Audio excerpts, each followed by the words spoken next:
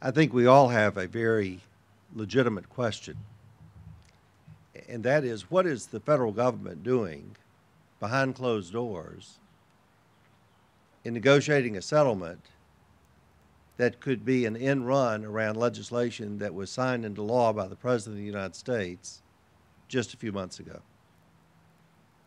Now, we understand that sometimes when you're dealing with something this important, that those negotiations need to be confidential. But the media reports that we have all heard and read over the last few days, if true, are more than just troubling. They're downright offensive to think, with an oil sheen still coming up at the site of BP Deepwater Horizon, that the Justice Department could possibly be negotiating to the benefit of the polluter to the detriment of the victims who live here on the Gulf Coast. It's totally unacceptable if true, and if it's not true, then it can be cleared up very simply.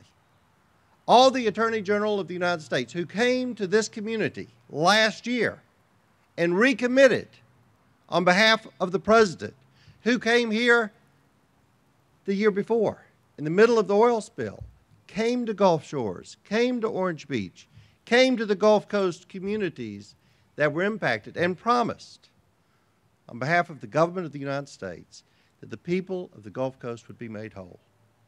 That was his promise. The Attorney General came down here last year to look into the concerns that many of us had about the flawed procedures of the Gulf Coast Claims Facility and how many innocent victims were being denied. And when the Attorney General came to Gulf Shores and Orange Beach, he reiterated what the President had been saying. We're going to stand with the people of the Gulf Coast. So the question that I think many of us have is, if this settlement that is being reported is true, why now?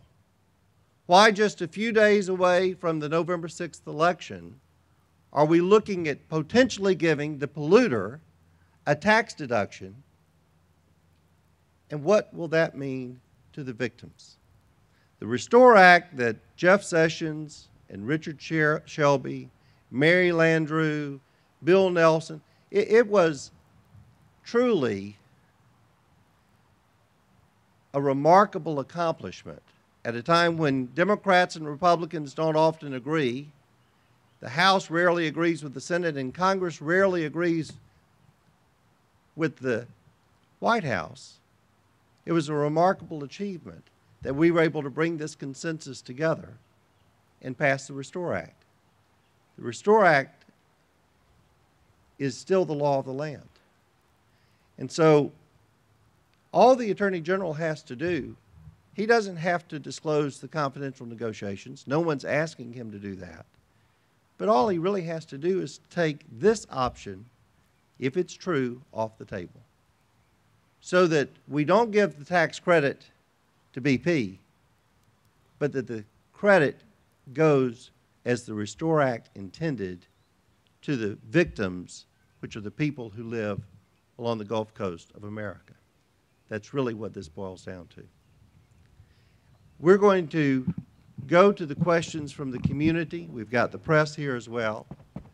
And as Luther said, there are certain things he can't discuss that are part of confidential negotiations.